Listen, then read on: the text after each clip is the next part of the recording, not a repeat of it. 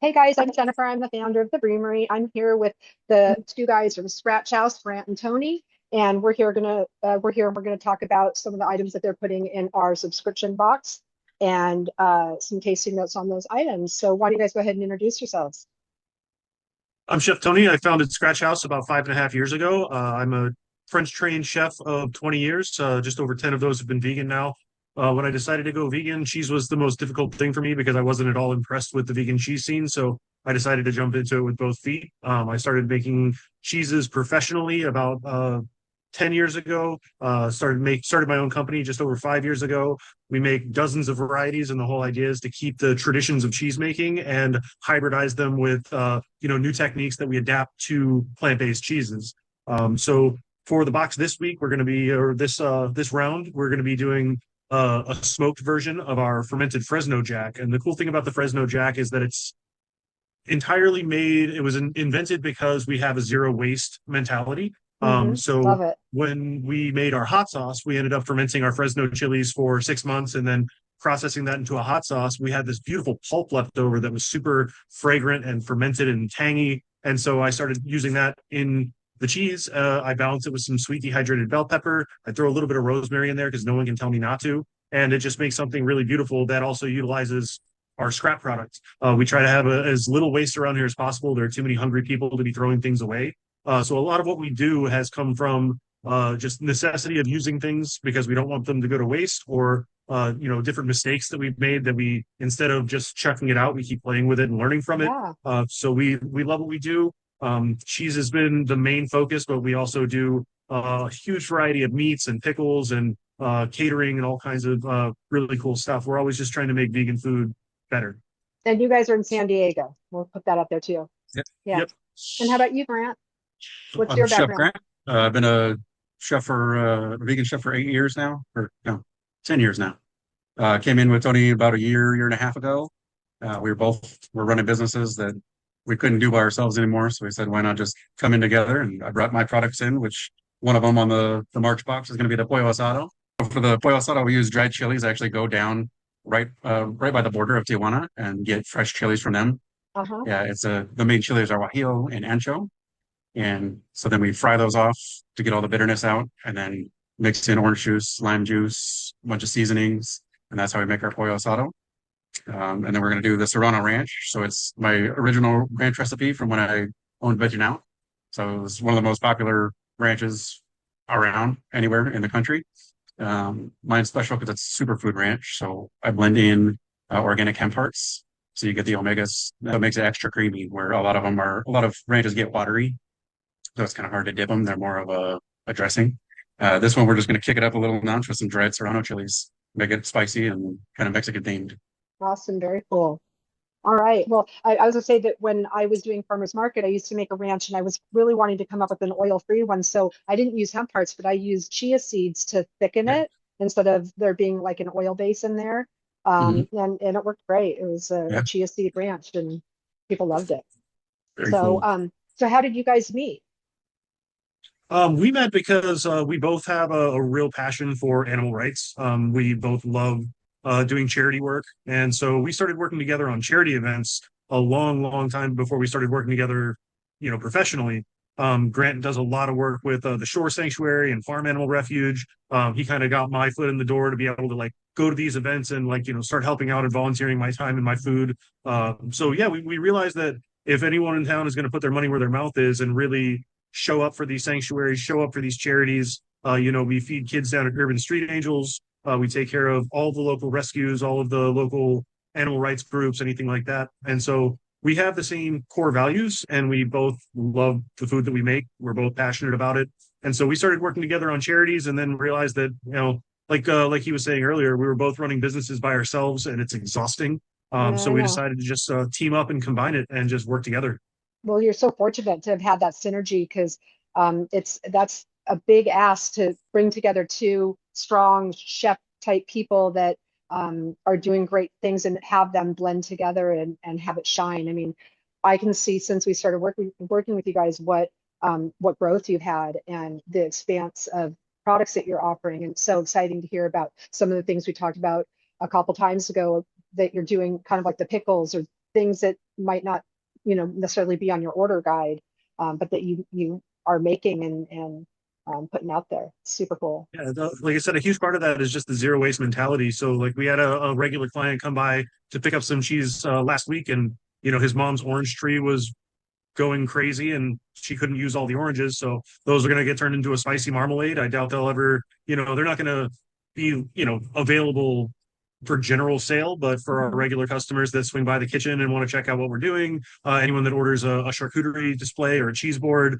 those are the really cool little extras that you get by ordering like our pre-made charcuterie is that it's whatever pickles are in the cooler, whatever sauces are in the cooler, and it's always changing because it's based on just what's going to go to waste. What can we do to preserve this food and give it, not only an extended shelf life, but make it into something really beautiful. It's also a great way, like, because chefs are artists, and like anything in art, if one is doing the same thing over and over, it's just, it's not creative anymore, it's rote, right? So this gives an opportunity for you to always have something that's like kind of firing you up and getting you excited about what can I do with this and how can I transform it into something unique and different that we haven't done. I love that. My last job before I went vegan was at a restaurant called One Block West in Northern Virginia. It's the most incredible chef I've ever met. His name is Ed Matthews. And we did a daily changing menu and a daily changing 12-course wine pairing. And we were doing that together with just the two of us for 7 years straight. So every single day was creating something new and exercise in creativity. And so now I get bored really, really easily. So doing just like standard production, the same thing over and over, it gets difficult for me. So I definitely need my little creative outlets, and I always love the good challenge. So anytime someone says, "Oh, I've never had a vegan of this, a vegan of that," we can do it. We'll figure it out between the two of us. We'll make it happen. So one of the things that so intrigued me about your brand when you first came into the Breamery is that you were using you are using white beans. So your cheese is actually totally allergen friendly. There's no nuts or anything that's, it really singled you out as being very different. Do you have any thought, like, are you in a position to share anything you've got new on deck that you're coming out with, whether it's allergen free or otherwise? Well, everything started out as cashew based, but we're all about accessibility, and that's on pricing, that's on allergens, that's on availability. Like, we want everyone to have access to good food, whether you have an allergy in there. It's cashew dominated market. It's a nut dominated market or a soy dominated market. So I started playing with the idea of the white beans about 2.5 years ago. It took me over a year, over 100 different tests to figure out how I can process these beans into a neutral milk that I can then, make into whatever cheese I want. And the beautiful thing about it is I'm still learning things. I'm still tweaking, the process on the beans, the process on the cheese, whether I'm, steaming it or double boiler cooking it or, any of these different methods and techniques that we've figured out. I'm actually going to be running an experiment today on pre-culturing the cooked cheeses, because you do get better, I'd say more intense flavor from, your standard like raw cheeses, like our cashew goat cheese, because that's cultured directly into the mix. But with our cheeses that are white bean based, that are made to be shredded and sliced and melted, we actually had to come up with our own, it's basically a hybrid of lacto fermentation and traditional cheese making to bring those probiotics, to bring those cultures into the cooked cheese blocks, because otherwise, the heat of the cooking process will kill off the bacteria. So it's just always, trying to learn new things, trying to figure out new things. I honestly read more research papers than recipes these days. And the more I can figure out, the better I can make the product and the happier I can make people, whether you're a vegan or you're curious about being vegan or you're a straight up carnivore that's lactose intolerant. I don't discriminate on who needs access to this product. I just want to make sure that everyone can enjoy good food. Yeah, that's awesome. So why do you think that a meltable like sharp cheddar, whether it's white or orange, and Swiss are so elusive in the vegan cheese camp? So especially We've been working on that for the last 4 months. Yeah, it's very difficult to pull off, and that's mainly because we don't have access to the same cultures that dairy farmers have. So most traditional cheesemakers in the dairy industry are using what are called generational cultures, and these are cultures that have been, when I say culture, I mean a symbiotic group of bacteria that have learned to live together and protect each other. They create a specific environment that is only good for them, that keeps other things out. They produce certain secondary flavors that we associate with certain types of cheese. we don't have access to those cultures because those cultures, those generational ones, are grown on the previous generation of cheese. So we only have access to lab grown cultures, and I've been trying for several years to create a generational culture that is strong and stable, but it's so easy for any kind of small contamination to completely wipe it out. So we don't have access to the cultures that create those specific flavors. And so it makes it really difficult to, to clone those kinds of things. So what we do at Scratch House is, instead of attempting to completely clone things, we try to keep true to certain techniques and see how it turns out, and then let it be delicious the way it is. So Yeah. we're working on, something akin to a cheddar, but we're never going to pull off a straight out cheddar flavor unless we use, artificial cheddar flavorings and things like that. And that's not something that we're willing to do.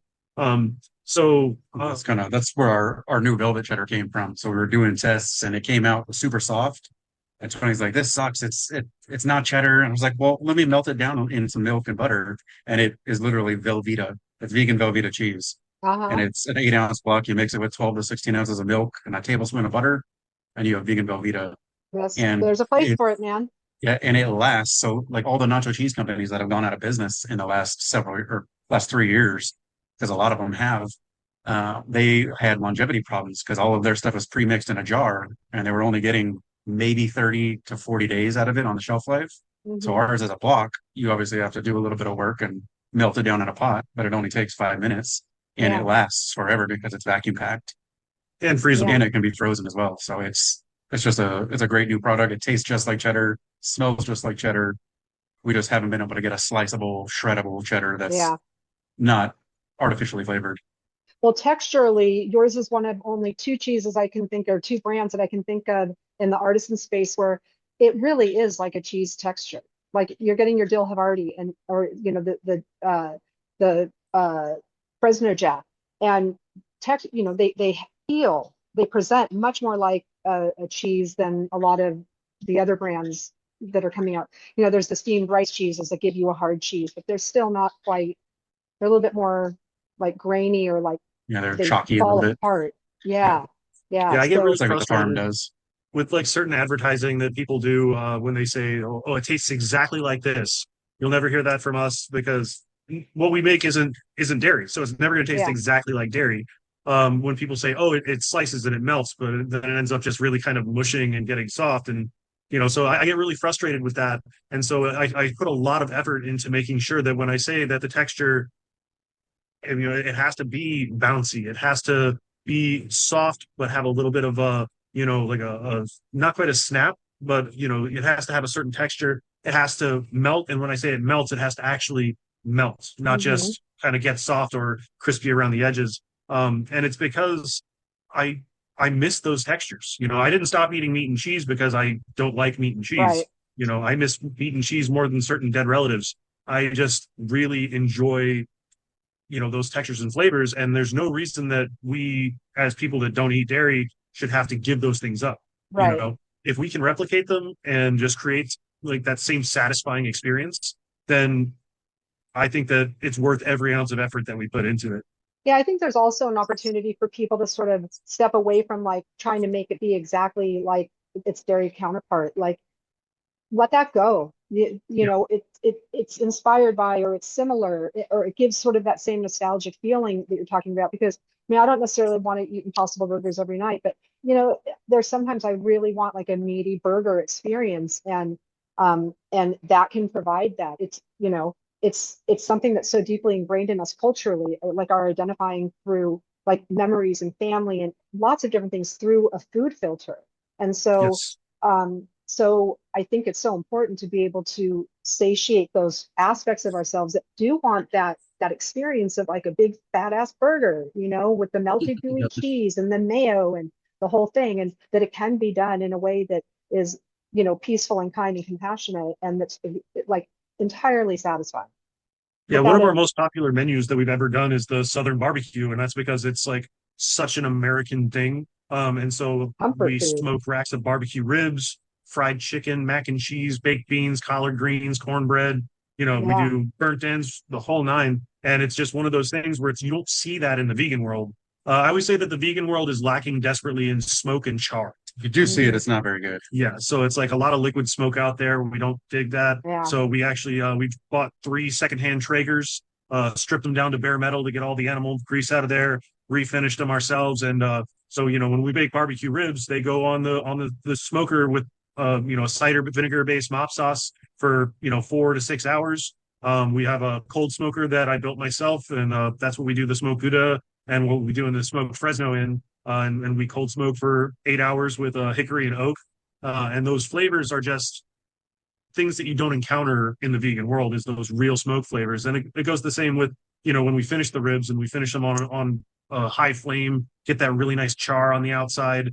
And everything in the vegan world, it's like, especially over the last few years in the era of the junk food vegan, when it got really popular to have everything like deep fried and, so you get like deep fried or you get something cooked on a flat top, but you don't get flame grilled, that char, that American cookout, feel. So we just look for those little nostalgia points and just see how we can hit those. And it's not about, like we were saying, it's not about cloning. It's about picking out these notes and hitting certain parts of it. So the Parmesan, for example, I will never say that my Parmesan tastes like a traditional Parmesan cheese, but it has acid and salt and funk. And that's what we're looking for. When we shred Parmesan onto a pasta or a pizza, those are the things that we're getting from that Parmesan. So if we hit all those notes, it doesn't matter if it doesn't taste exactly like a traditional Parm, because it's doing all the things that the Parm does to satisfy, your nostalgia and your taste buds. And then it can just be its own flavor. Yeah, I love it. I really love what you guys are doing. I'm so grateful for your time today. We are so excited to be featuring you, not just in our March box, but you'll be on both ends of that month with the February and the April box. So I thank you guys so much for your time. And Thank you.